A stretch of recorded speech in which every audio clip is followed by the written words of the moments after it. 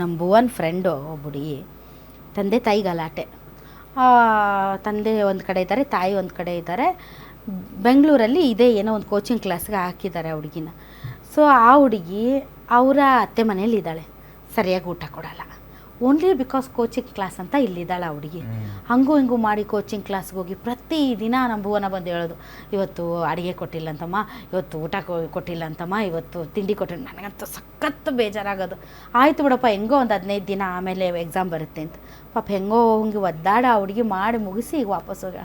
ಈಗ ಅವ್ರ ಅಮ್ಮ ಅಪ್ಪ ಇಲ್ಲ ಕಳ್ಸಲ್ಲ, ನಾನು ಅವಮ್ಮ ಚೆನ್ನಾಗಿ ನೋಡ್ಕೊಳ್ಳೋದು, ಕಳ್ಸಲ್ಲ, ನೀವು ಬರೆಯೋದು ಬೇಡ, ಬರೆಯೋದು ಬೇಡ. ಎಷ್ಟು ಬೇಜಾರಾಗುತ್ತೆ ಆ ಹುಡುಗಿ.